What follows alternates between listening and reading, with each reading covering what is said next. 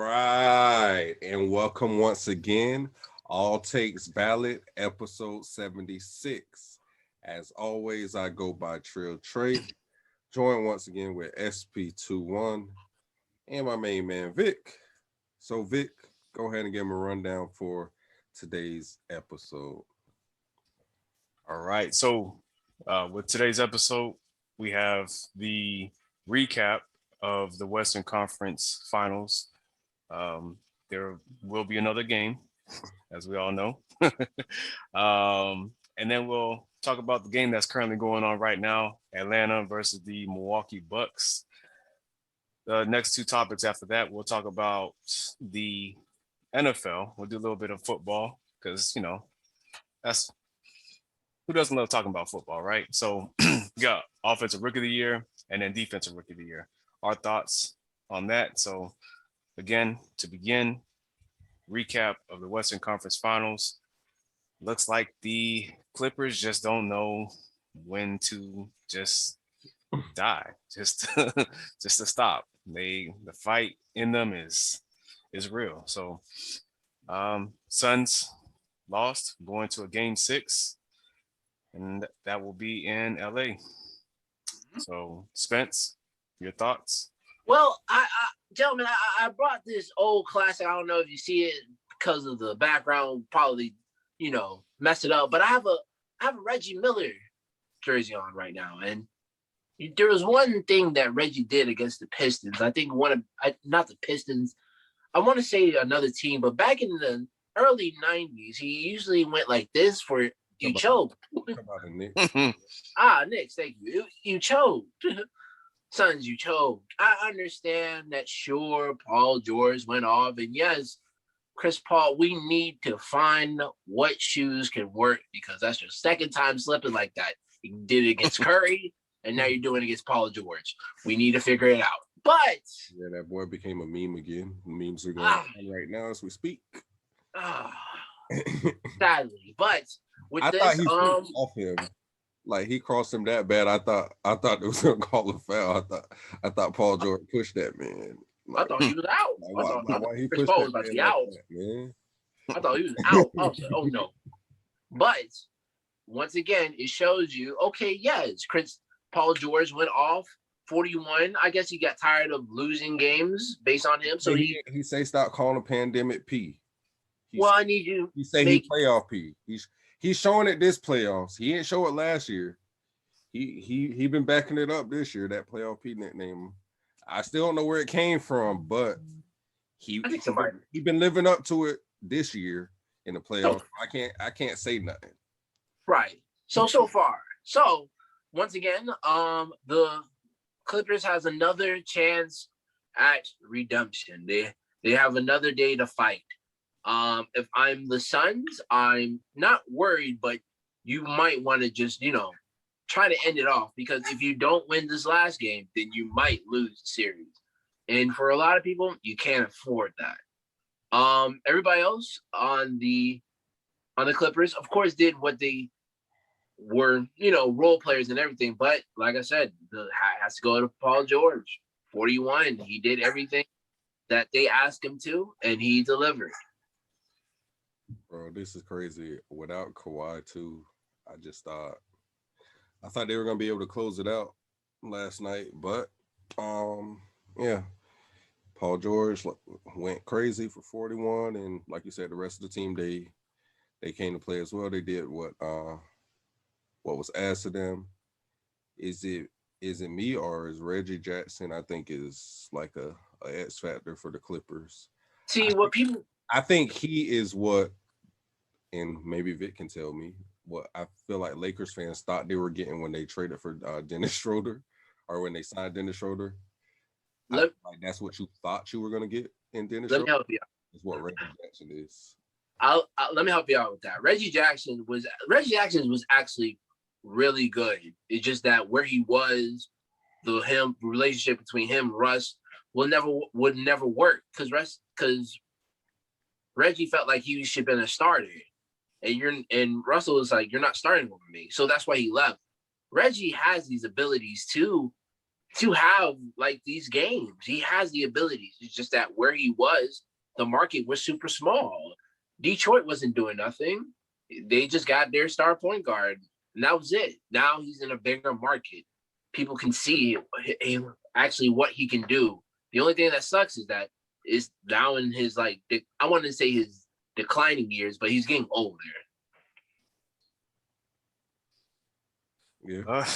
Yeah, I mean, again, with the Clippers beating the Suns 116 to 102, it was definitely an impressive game. I was one of those, probably many, that had the Clippers basically losing that game. I didn't think I wasn't expecting the Clippers. I mean, I expected them to give them a fight, but I still expected that fire just to go out in this the Western Conference Finals for them.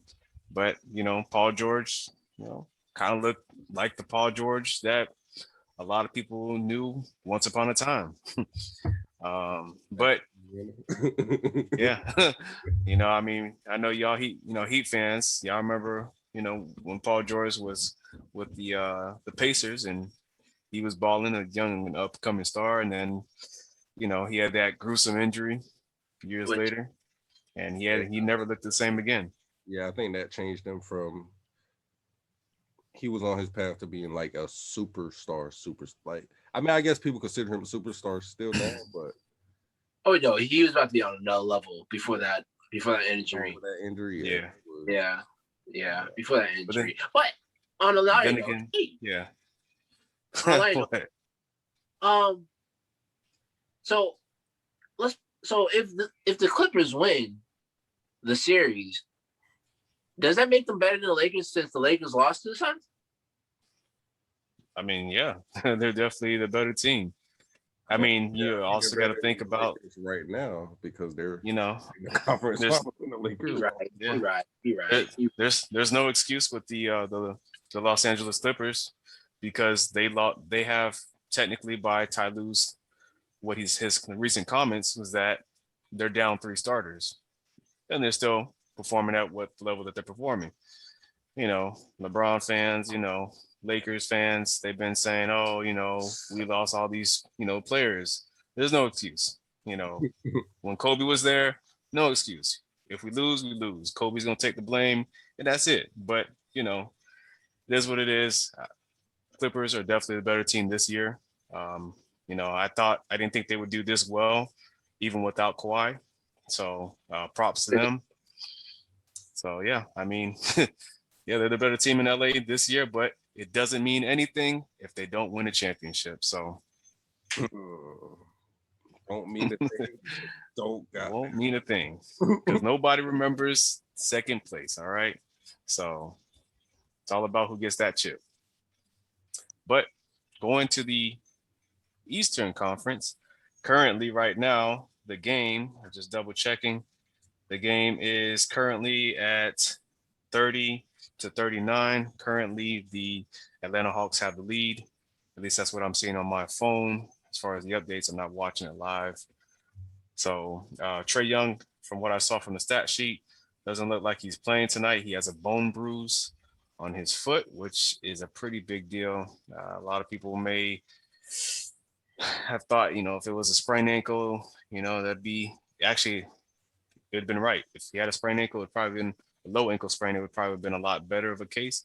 But a bone bruise, especially since he relies heavily on his burst, as Trae Young was alluding to in his post-game press conferences, it's going to be a big issue for Atlanta. So if they can't get this, you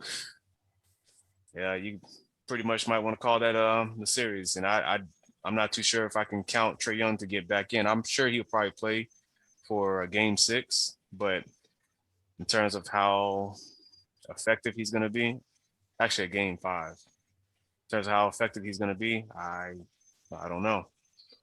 His game is predicated on his ability to get to the basket. Right. Yeah, we'll see. But so far, the Atlanta Hawks are doing pretty good without Trae Young at the moment. So see how long they can keep this up for. Well, look, the thing is, it's kind of a gift and a curse. So with him being out, they started Lou Williams tonight. Plymouth Pepper. And Lou Williams is one of those players. Me and one of my boys were actually just talking about him the other day. It's crazy because I don't know if you've recently seen the comments that he made. It's big on around social media that he's never made more than $10 million a year. And you got to think about it. This man is a man who's won Sixth Man of the Year, 3 times? Mm-hmm. And last year he was the runner-up. So last year could have been his 4th time. So it's kind of like you could basically name the award after him at this point. But I don't know. It's weird. He's one of those players that he does better, I guess, coming off the bench. Like, you would think a person who's won that many Sixth Man of the Years, another team would sign him to start and he'd be thrust into that, that starting role. But for whatever reason, like, this is his, like, situations like that, this is where he thrives at. Like, he's gone off for 50 before. Like, it's crazy. But it's just, I don't know. I don't know why he can't do it like consistently to be a starter. But I feel like this is the perfect person to step in for a game for Trae Young. He's gonna give them the best chance to finish tonight off. And right now, he's their leading scorer. As Vick is saying, as we're recording here, looking at the box score, he already has a point. So that just shows you like the type of player Lou Williams is. But it just still always questions me. Him and Jamal Crawford, there are two guys that are just like that. It's like any given, like they could easily go off for 50 on any given night, right? Mm-hmm. But for whatever reason, it's like if you were to put them as a starter, it doesn't seem to work out as good as if they come off the bench. And I don't know why that is, but like they have all the tools that you need to be successful, but for whatever reason, they do better in a reserve role. Well, I guess we could say the past decade, there's always been 3 consistent Sixth Man of the Year awards. It's either Manu, Lou, or Jamal. And they always been consistent coming off the bench. But like you said, as soon as they play in the starting role, it's just like they don't know what to do. It's weird. But for Lou, it's something, he's I guess what's the word I'm looking for? He's prepared for it, but like you said, it's like coming off the bench, he thrives more because of the second unit, because a lot of people's second unit is not really strong like that. The first unit is where all your strong players come from. That's where your starters are. So that's why most people, if they're really good, they're going to play their starters. And most second unit is like, they're okay, but, take one starter, put in second unit in, have one starter, keep the momentum going. So it's just that some people just can't get out the gates like that. But in another word, Trey, you just need one. Oh yeah, I just need one more. I feel like Lou finna get that for me tonight. I ain't working. My boy, he already got 13, 4, and 1 right now as we talk. Like Magic City Lou, man, it's gonna pull through. 47-38 right now. 2 minutes and 14 seconds left in the second quarter.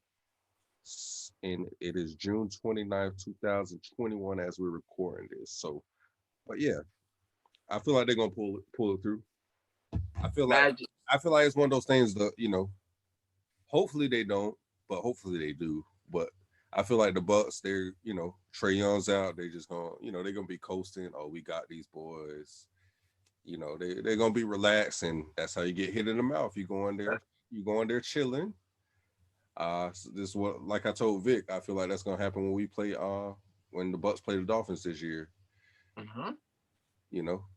Y'all gonna think it's all sweet. Candy. No, because look, they played a week after the Patriots game, so that Patriots game is gonna be a lot of emotion. Oh yeah, Belichick versus Brady is gonna be a lot of hype around that game, and then it's a short week around to come play Miami. They're not gonna be worried about the Dolphins like that. They're gonna put all that focus and energy in on that Patriots game, and then Miami gonna come into Ray J and smack them boys in the mouth. Like, hey, wake up! Yeah. They don't even run the East no more. Like, you worried about the wrong team. You ain't got to worry about them. Nah. We right here.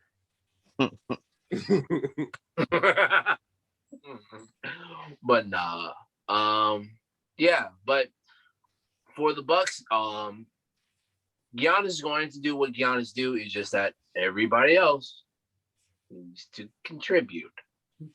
So, real quick, before we move off of the NBA to the NFL, that was something that we could have made this a topic, but we'll just go ahead and go into it now because it kind of ties into this whole Bucks thing anyways. Sure. I don't know if you guys seen the comments by KP, Kendrick Perkins. Mr. Hot Take himself. Now, he said that that Middleton is the Batman and Giannis is clearly a Robin. And I seen a lot of people went crazy. But I mean, now I don't necessarily agree to that extent, right? But I will say that in pretty much all these series in this playoffs this year, if Middleton doesn't have a good game, they lose. Because Giannis is gonna give you what Giannis is gonna give you. He gonna give you his 35 to 40 points every night. Correct. That's not always enough for them to win. Right. But it's when Middleton goes off on top of Giannis doing what Giannis normally does when you see what you see. Right. After KD's big game, what was that, game 5? Right. That game 5 KD went crazy for. Right. The next game, game 6, okay, Giannis gave you his normal points, whatever, his 35 to 40 points. But right. The big thing about that game, Chris Middleton also exploded for 35 points. So that's what I'm saying. I don't think he's that far-fetched when he said that, but maybe I feel like he could have probably elaborated to it more. That's all I'm going to say. Okay. Yeah, he might have reached a little bit, but at the same little time, bit? Put it this way though. Put it this way. This is true. This playing devil's advocate with it, right? So go ahead. In the clutch situation, right? Mm-hmm. If you need a shot, right? Game is close, right? Guess who you would rather? Right. Who would you rather have the ball in their hand? Right. You're right. You're right. Not Giannis. Right. It's Chris. You're right. You're gonna foul Giannis, right? He's gonna try to go to the hole. You're gonna foul him. He's gonna go to the free throw line, and either he's gonna airball it like we've been seeing lately. Like I don't know. It's not a sure thing. Chris is likely to hit that game-winning, buzzer-beating. That's shot. That's the person I would. If I'm the coach, I'm designing the play for Middleton, not Giannis, in the clutch situation. Got it. All right. So the thing about go ahead, Vick. Yes, I get the point on game time decisions. Who are you gonna give the ball to make the shot? Chris Middleton. I mean, throughout NBA history, it's always typically been the shooting guard, the shooting forward, or the point guard for the most part. Usually power forward centers, they're not the ones to typically, do the game-winning shots like Anthony Davis did last year. I forgot what game that was, but it was, I'm pretty sure it was the playoffs, but he shot a 3 to win the game. And he basically was like, we're doing this for Kobe type of deal or whatever. Anyways, back on topic. I get what Kendrick Perkins was trying to get at, but Chris Middleton, he hasn't shown that he's consistently he's getting to stardom, like becoming a superstar, but he's not consistently showing that, which we know with Giannis, you know what he's going to do. Question is, can you stop it? Yeah, exactly. You know what he's not going to do either. But for the most part, the focal point of the Milwaukee Bucks is it runs through Giannis. The question mark that we've always had about the Milwaukee Bucks is who's going to provide that scorer, somebody that's going to be able to score the ball when they double team Giannis, because that's something that they've always needed. And obviously Chris Middleton, he stepped up his game, not consistently. We all know about his home track record compared to his away track record. But I mean, it's it's good that he's showing up. But come on, man, let's be real. Right now, until he shows that consistently, that he can do that consistently in terms of scoring and being a performer, like playoff P in a way to say, like most people are probably saying, uh, then you could probably say, or like any of the greats, LeBron, Kobe, all the greats. Until he can show that, he's going to be robbing. But right now, Giannis is the Batman. But I'm not saying that it won't happen. Just right now, at this state, Chris Middleton has to continue to show everybody, like we've seen from Devin Booker and et cetera, Trey Young. Those are stars of the league.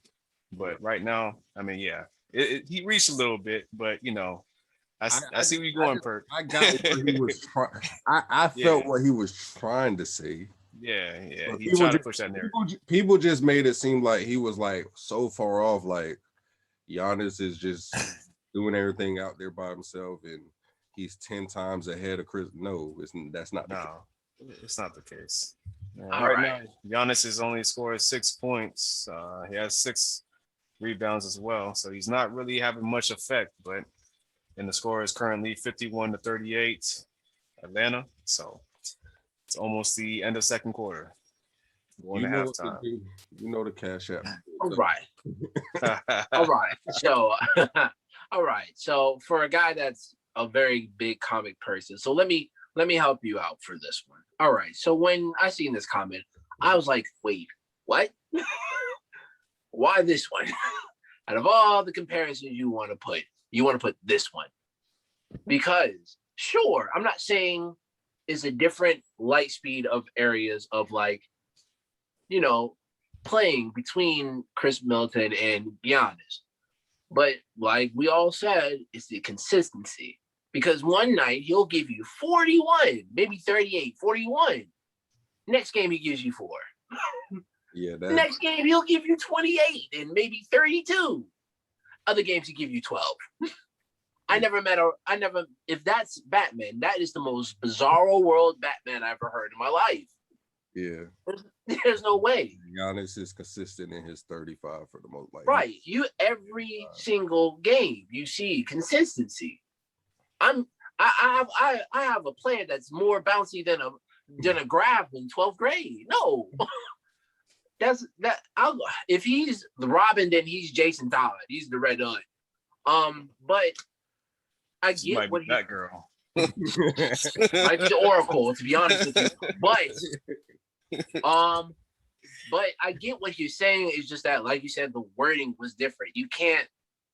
Robin is a solidified partner in crime. That's somebody that's going to give you points and somebody's going to be with you, be there for you. That's always the Joker and Jamal Murray. Those are your Batman and Robins. Yeah. There's other players that are Batman and Robin. I'm not saying Chris Middleton cannot be that. It's just that he has to be consistent because one game, like I said, he'll give you 41. Next game, he'll give you 4. Time Robin right now, He only work weekends right now. That's all. Well, in this level right now, especially where you at right now, and especially how much Vegas is betting on you right now, you can't be a part-time. I need you to be full-time. I need to work 5 days a week, 10-hour shifts. All right, well, it is halftime, boys. 51-38 Hawks. So we're gonna see how that's gonna shape up here and tie that series up 2-2. Because I knew they could get at least 2 games, but that's neither here nor there.